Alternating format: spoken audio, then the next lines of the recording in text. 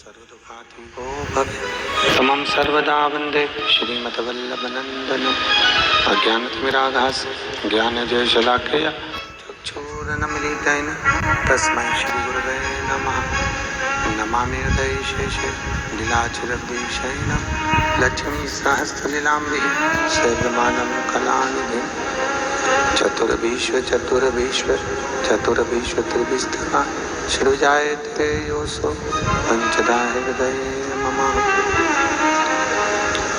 बोलो महाकाल राजा की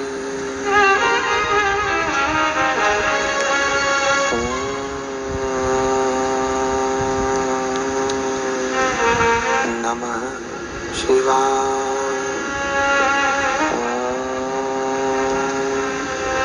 नमः शिवाय।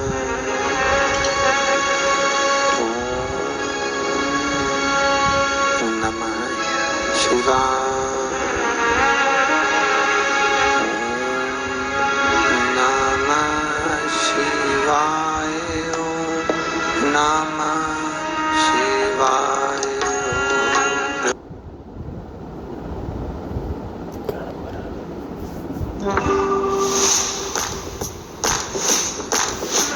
It takes a lot to get me angry. Namah Shivaya.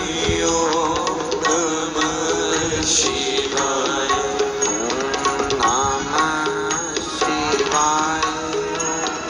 Namah Shivaya. Namah Shivaya. Namah Shivaya.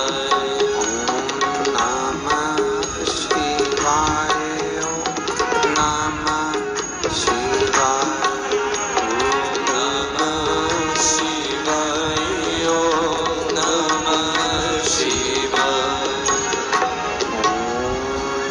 नमः शिवाय। ओम नमः शिवाय। ओम नमः शिवाय। ओम नमः शिवाय। ओम नमः शिवाय। नमः शिवाय। ओम नमः शिवाय। भोला नमः शिवाय। गोरा नमः शिवाय। भोला नमः शिवाय। गोरा नमः शिवाय। भोला नमः शिवाय। गोरा नमः शिवाय। भोला नमः शिवाय। गोरा नमः शिवाय।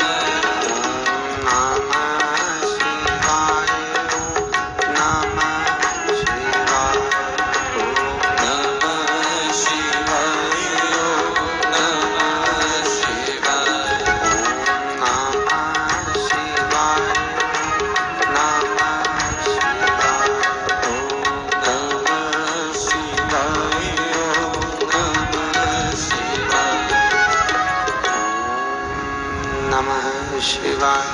ओम नमः शिवाय। ओम नमः शिवाय। हर हर महादेव। हर हर महादेव। हर हर महादेव। हर काशी विश्वनाथ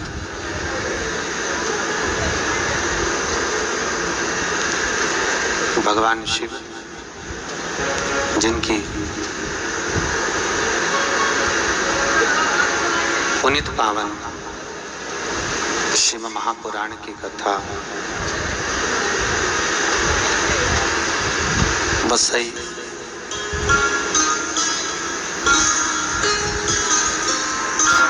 मुंबई काहे बटोरे कंकर पाता है। ये बिजली महादेव की। शंकर कहाँ है? हम कहते हैं मृत्यु लोक का देव है महादेव। इस भूमि का संचालन करने वाला, इस पृथ्वी पर रहने वाला, अगर पृथ्वी का सर्वप्रथम अगर कोई देव माना गया है तो वो महादेव माना गया है। भगवान विष्णु को बुलाओगे तो वो वैकुंठ छोड़कर आएंगे, ब्रह्मा को बुलाओगे तो वो ब्रह्मदेव अपना धाम छोड़कर आएंगे, इंद्र अपना लोक छोड़कर आएगा। पर सर्वप्रथम अगर दौड़कर तुम्हारे सुख और दुख में अगर कोई सम्मिलित हो सकता है तो जो नजदीक रहता है वो दौड़कर तुरंत तुम्हारे पास आ जाता है। वो एक महादेव है, वो एक केवल शिव, केवल एक शंकर। शंकर के सिवा कोई दूसरा नहीं आ सकता, शिव के सिवा कोई दूसरा नहीं होगा महाराज।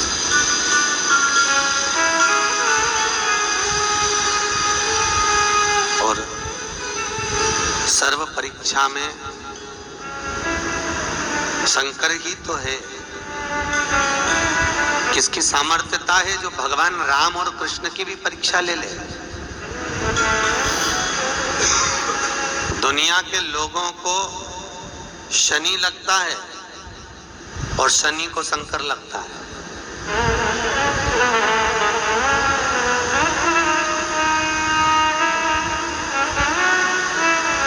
जब किसी को शनि लगता है तो वो दौड़ दौड़ कर शनि के मंदिर जाता है, और जब शनि को भी कष्ट होता है तो वो दौड़कर शंकर के मंदिर जाता है। शनि भी दौड़ता है, शनि भी भागता है।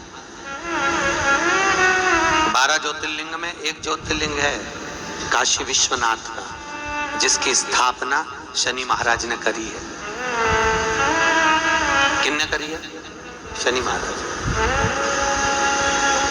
जब माता संध्या को शनि महाराज ने चरण का प्रहार कर दिया, चरण मार दिया और शनि का पांव पूर्ण तरह से बेकार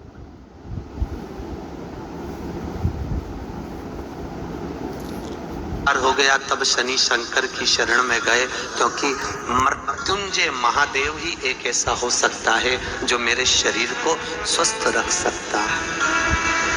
भगवान भोलेनाथ के चरणों में जाकर विनती करें,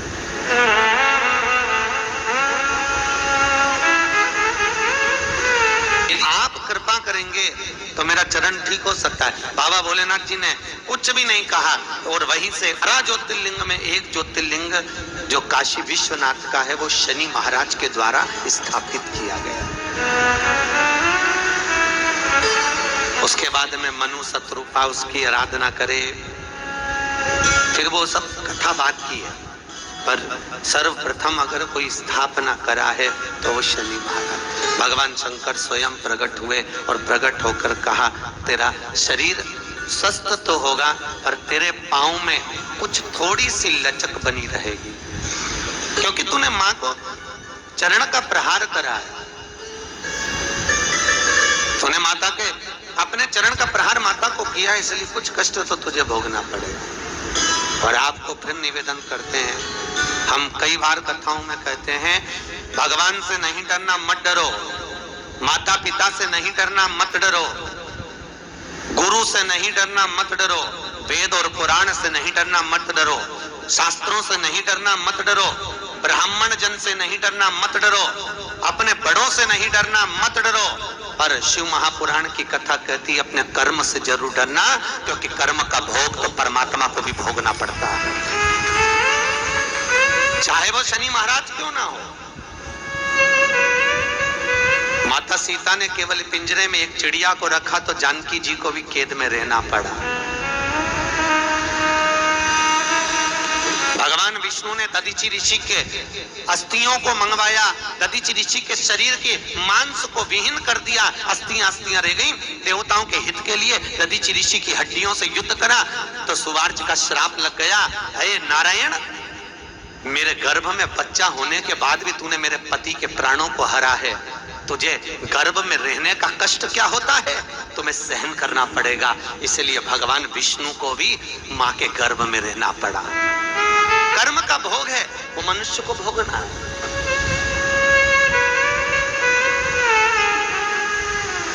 जरा सी भी ठोकर लगे ना तो विचार करना कि हमने कुछ ना कुछ गलत जरूर करा होगा इसलिए ठोकर लगी है। किसी ने गाली दी ना तो विचार करना कि हमने किसी का बुरा जरूर कहा होगा इसलिए हमको गाली का प्रयोग किया गया है। अगर किसी ने हमको अपशब्द कह दिया तो समझ लेना हमने किसी के लिए अपशब्द कहा होगा इसलिए हमको अपशब्द मिल रहा है।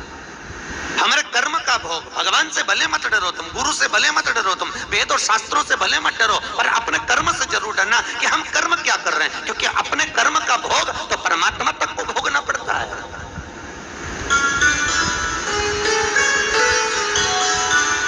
महाराज, एक गलती भगवान शंकर की धर्मपत्नी माता सती ने कर दी थी जिंदगी की। कौन सी गलती करी माता सती ने? कि पिता के यहाँ जो यज्ञ हो रहा था उस यज्ञशाला में पहुंचकर उस यज्ञ के अंदर सती कूद गई। ये गलती है कि ये अच्छाई है? भले दुनिया के लोग सती जी का चरित्र गाएं और कहें सती माता ने अपने प्राणों को त्याग दिया, अपने पिता के आ गई और अपने प्राणों को त्याग दिया। दुनिया के लोग भले कहें कि सती ने कोई अच्छा काम किया, पर शिव पुराण कहती है सती ने अच्छा काम नहीं करा। सती ने बहुत बेकार एक कर्म कर दिया कि जब यज्ञ चल रहा था, देवताओं के लिए आहुतियां दी जा रही थी, इतना विशाल यज्ञ चल रहा था, तो सती तूने ये गलती कैसे कर दी? तो शंकर की धर्मपत्नी होकर तो यज्ञशाला में, यज्ञ कुंड में कूदी क्यों? सती तूने गलती करी। इसलिए शंकर ने कह दिया सती मैं तुझे एक वचन देता हूं, सती तू वापिस मेरी अर्धांगिनी तो बनेगी, पर तुझे 12 कल्प तक कोयल की योनि में रहना पड़ेगा। कितनी? 12 कोयल की योनि में। इसलिए आज भी हिंदू धर्म में अधिक मास जो होता है ना, तो जो आषाढ़ का अधिक मास आता है ना, उसको कोकिला अधिक मास कहते हैं। कौन सा अधिक मास कहते हैं? कोकिला। उसमें कोयल को देखकर भोजन किया जाता है, कोयल की कूक सुनकर प्रसादी को पाया जाता है, क्योंकि सती को कोयल की योनि लेना पड़ा। माता सती को भी कोयल की योनि में रहना पड़ा। अगर भगवान शंकर की अर्धांगिनी थी तो कोयल की योनि में जाना ही नहीं था, पर कर्म जो करा है उसको तो भोगना पड़ता। कर्म। इसलिए आपसे बार बार निवेदन करते हैं कि मत बुरे कर्म कर बंदे वरना पछताएगा, भगवान की आंखों से तू बच नहीं पाएगा, तू बच नहीं पाएगा। भले हम ये सोचे कि हमको कोई नहीं देख रहा, पर यह पक्का है कि उस परमात्मा की निगाह के सम्मुख में तुम हो। आजकल हर दुकान में, हर मॉल में लिखा होता है कि तुम कैमरे की, क्या लिखा रहता है? कैमरे की निगाह में। हर ऑफिस में लिखा हुआ है, हर मॉल में लिखा हुआ है, हर जगह पर लिखा है कि आप कैमरे की नजर में हो, आप कैमरे की निगाह में हो। तो व्यक्ति एकदम सतर्क हो जाता है, गलत काम नहीं करना, कैमरा लगा हुआ है, चोरी नहीं करना, गलत काम नहीं करना, कैमरा लगा हुआ है। तुरंत अब व्यक्ति दुकान में जाता है तो उसको भान होता है कि हम कैमरे की नजर में हैं, पर व्यक्ति को यह भान नहीं होता कि जिस दिन तेरा जन्म हुआ, जन्म लेने के बाद तो उस परमात्मा की निगाह में बना रहा, और जब तक नहीं मरेगा तब तक उसकी निगाह में तो बना ही रहेगा। तेरा कर्म क्या कर रहा है? तू बचपन कैसा निकाल रहा है, तेरी जवानी कैसी निकाल रहा है, तेरी अधेड़ी कैसे निकाल रहा है, तेरा बुढ़ापा कैसे निकल रहा है, तू कितना झूठ बोल रहा है, कितना कपट कर रहा है, कितनी बेईमानी कर रहा है, कितना प्रपंच कर रहा है, कितना छल कर रहा है, अपनी जिह्वा से तू कितना अपशब्द कह रहा है, तू अपने कानों से कितनी निंदा सुन रहा है, तू अपने शरीर की इन इंद्रियों द्वारा तू कर्म कैसा कर रहा है, वो सब परमात्मा को मालूम है। इसलिए गरुड़ पुराण के 3 अंश में लिखा हुआ है कि जब व्यक्ति मरता है तो हजारों बिच्छू डंक मारे, इतनी तकलीफ होती है। कितने? जम के बोलो, कितने बिच्छू? हजारों बिच्छू डंक मारे इतनी तकलीफ होती है। पर गरुड़ पुराण में यह लिखा है हजारों बिच्छू डंक मारे इतनी तकलीफ होती है, पर विष्णु पुराण का 4th अंश कहता है महाराज कि विष्णु पुराण में लिखा कि व्यक्ति को जब व्यक्ति के मरते समय डंक की तकलीफ होती है, वो डंक की तकलीफ नहीं है। विष्णु पुराण में श्री वेद व्यास जी कहते हैं कि वो तकलीफ है जब मरता है व्यक्ति तो उसके सामने उसकी पूरी सीडी को प्लेयर में लगाकर चलाया जाता है कि तूने बचपन कैसे गवाया, तूने जवानी कैसी गवाई, तूने अधेड़ी कैसी गवाई, तूने कितना झूठ बोला, कितना कपट करा, कितनी बेईमानी करी, कितने प्रपंच करा, कितना छल करा परिवार को पालने के लिए। हम इसलिए आपको परसों के दिन कहे थे कि एक बार अपने पति से जरूर पूछा करो कि तुम इतना कमा किसके लिए रहे, क्योंकि तुम धर्म पत्नी हो। एक बार पति से पूछना तुम्हारा फर्ज है, तुम किसके लिए कमा रहे हो। वो बोले मैं अपने बच्चों के लिए, अपनी पत्नी के लिए कमा रहा हूं। ईमानदारी से बोलना, कोई बेटा अपने बाप से कभी कहता है कि पापा तुम बेईमानी करके कमाओ? अरे बोलो जम के। कोई बेटा अपने बाप से कहता है पापा तुम दुकान पर बैठकर झूठ बोलना? कोई बेटा अपने बाप से कहता है पापा तुम 1 का 4 करने के लिए प्रपंच करना? कोई बेटा अपने बाप से कभी नहीं कहता। कभी कोई धर्म पत्नी अपने पति से नहीं कहती कि तुम चोरी कर लाओ, तुम कपट करो, तुम बेईमानी करो, तुम प्रपंच करो। पति से पूछो तुम किसके लिए कमा रहे हो? पति कहेगा अपनी पत्नी और अपने बच्चों के लिए। तो जब प्राण छूटते हैं, पति जब ऊपर जाता है, पुरुष जब ऊपर जाता है, तो भगवान यम की कैद जब चढ़ता है, रोता है, कहता मुझे अकेले को नरक मत भेजो। मैंने पत्नी और बच्चों के लिए झूठ बोला था, मैंने गाड़ी और बंगले के लिए झूठ बोला था, मैंने अपने बच्चों को आगे बढ़ाने के लिए, अच्छी विद्या के लिए, अपनी पत्नी को रकम दिलाने के लिए झूठ बोला था।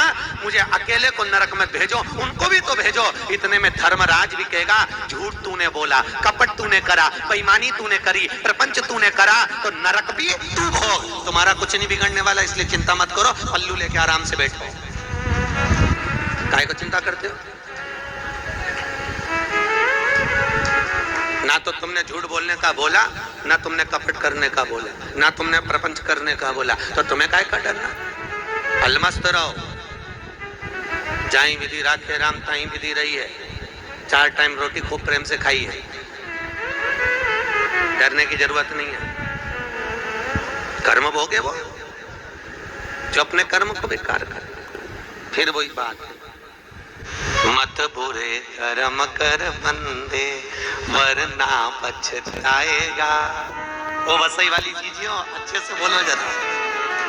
वरना पछताएगा, भगवान की आंखों से तू बच नहीं पाएगा, तू बच नहीं पाएगा। कर्म का भोग है, मनुष्य को भोगना पड़ता है। चली जाती हूँ। Get up to 20% off on your first Uber intercity trip. भोगना पड़ता है।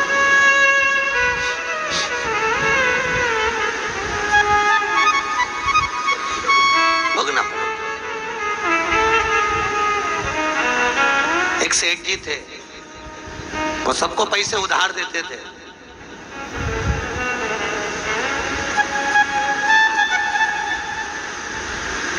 सबको, जिसको भी चाहिए पैसे उधार ले लो। पर सेठ जी पूछते थे पहले ये बताओ, या जन्म में दोगे कि वह जन्म में दोगे? जो चतुर होता था वो कहता था हम यही जन्म में दे देंगे,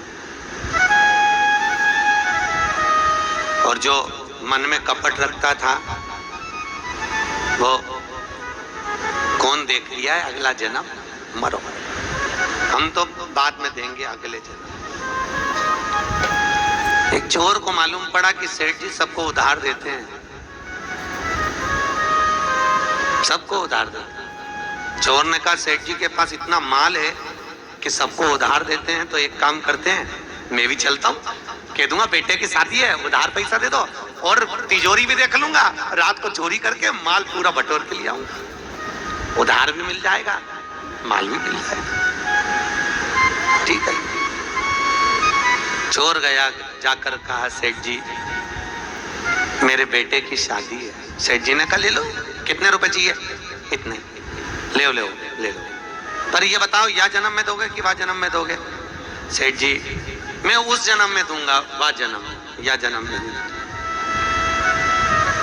ठीक है। मुनीम पैसे उधार दे दो और अंगूठा लगवा लो कि वह जन्म में देगा।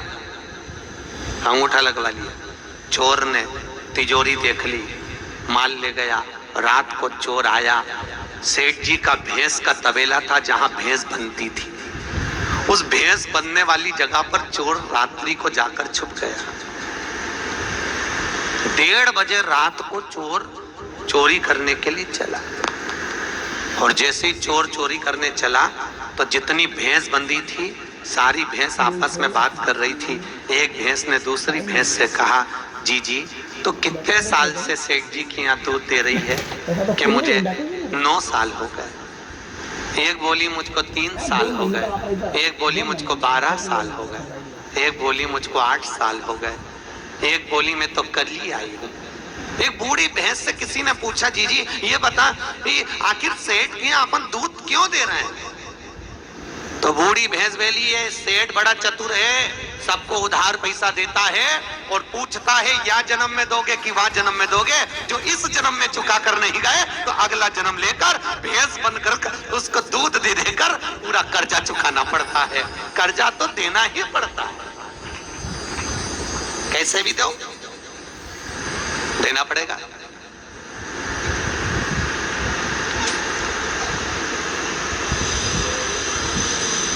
अच्छा, कई बार हम भी सोचते हैं कि हमारा ना तो बसई में किसी से पहचान, ना ये उपाध्याय जी से पहचान, ना वह मिश्रा जी से पहचान, ना आदि जितने भी हैं, तिवारी जी, पांडे जी आदि, जो इनको किसी को नहीं पहचानते, पर आखिर बसई में आ गए और कथा में कथा भी कर दी। तो आखिर इनका और हमारा संबंध क्या है? तो शिव महापुराण की कथा को अगर ज्ञात किया जाए, स्मरण किया जाए, तो ऐसा लगता है पुराने समय का हमारा तुम्हारा कुछ खाया पिया रह गया होगा, तो 7 दिन आकर यहाँ भोजन कर कर जा रहे थे।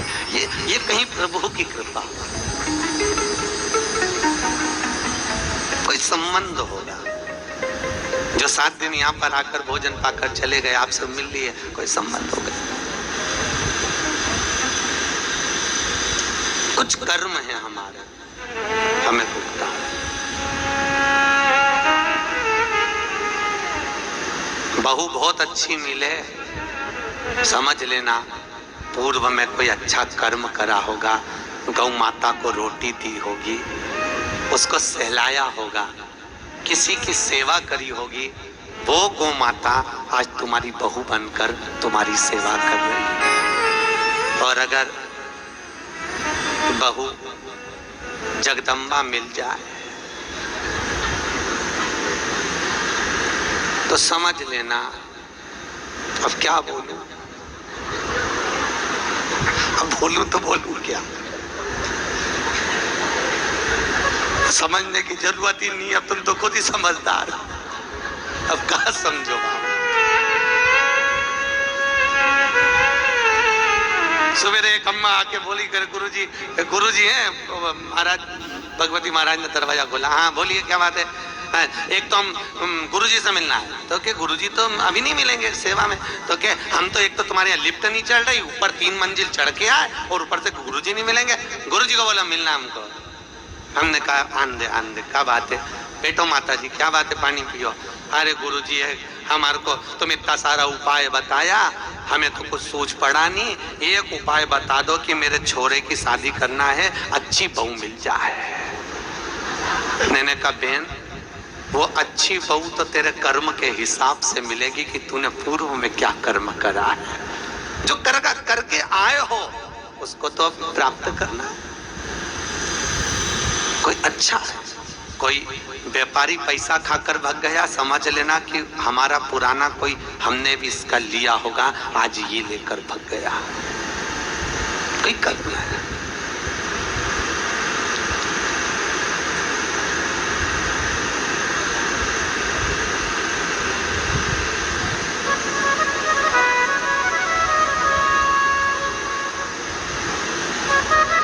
कोई कर्म ऐसा करा। इसलिए भगवत भजन चित्त चिदानंद वृत्ति में महाराज कितनी सुंदर बात लिखी शिव महापुराण के उमा खंड के अंदर कि सबसे ज्यादा नरक में कौन जाता है।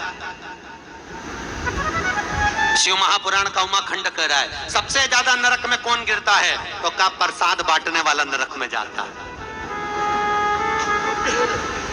कौन नरक में जाता है? अरे बोलो, जम के बोलो जरा, कौन जाता है? प्रसाद बांटने वाला। तो वेद व्यास जी की बुद्धि फिर गई थी जो उमाखंड में इतनी बड़ी बात लिख दी कि प्रसाद बांटने वाला नरक में जाता है। अरे भैया प्रसाद बांटना तो अच्छी बात है, फिर नरक क्यों? तो वेद व्यास जी ने लिखा प्रसाद शादी में नहीं बंटता, प्रसाद किटी पार्टी में नहीं बंटता, प्रसाद जन्मदिन पर नहीं बंटता, प्रसाद धार्मिक स्थान पर बंटता है, प्रसाद धर्म की जगह पर बंटता है, प्रसाद सत्संग में बंटता है, प्रसाद मंदिर में बंटता है, प्रसाद अच्छी जगह पर बंटा होता है। अपना वाला आया तो हाथ ऐसा चलाता है, पराया आया तो हाथ ऐसा चलाता है। जो धर्म की जगह पर खड़े होकर अगर कपट करता है वो सीधे। तो मेरा निवेदन है प्रसाद बांटने वालों से, खुद की धर्म पत्नी आए भले वो आंख दिखाए, भले वो आंख दिखाए, तो भी एक ही देना, जितना सबको दिया उतना ही देना। अच्छा बसई के लोग है भी बड़े चतुर, ईमानदारी की बात है, इन सब की नजर उतारना चाहिए जोरदार। चतुर इतने, इनने खुला प्रसाद रखा ही नहीं, इनने पैकेट की पैकेट बना के रख दिया कि किसी को ना कम जाए ना ज्यादा जाए, जैसे बने हुआ है वैसे उठा के देते चले जाए। पर पत्नी आए तो भी निवेदन है, खुद का बेटा आए तो भी निवेदन है, और पत्नी आंख भी दिखाए तो उसके हाथ जोड़ कर कह देना घरे तेरे लिए दूसरा ले आऊंगा, पर हाथ जोड़ू नरक चले जाऊंगा। तू तो अभी एक ही ले ले, बहुत एक ले ले महाराज। इसीलिए जो बड़े बड़े संत होते हैं ना, गुरुजन होते हैं, मठाधीश पीठाधीश शंकराचार्य आदि जो होते हैं ना, वो अपने हाथों से कभी प्रसाद नहीं देते। आपने ड्राई फ्रूट्स लाकर रखे, उनने हाथ लगा दिए, आप बांट लो, क्योंकि वो काय को नरक जाए, उनने काम काय को जाए, दादा तुम ही जाओ, तुम ही बांटो। वो तो हाथ लगा के दे देते हैं, तुम उठाओ तुम बांटो, उतना सुख।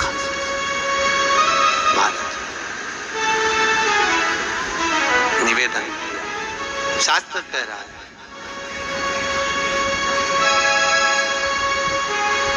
भगवान शिव ओघड़ी है पर शंकर को साधारण ना जाने, कि मेरे भोले बाबा को अनाड़ी मत समझो, मेरे भोले बाबा को अनाड़ी मत समझो, मेरे भोले बाबा को अनाड़ी मत समझो, मेरे भोले बाबा को अनाड़ी मत समझो, अनाड़ी मत समझो, अनाड़ी मत समझो, अनाड़ी मत समझो, अनाड़ी मत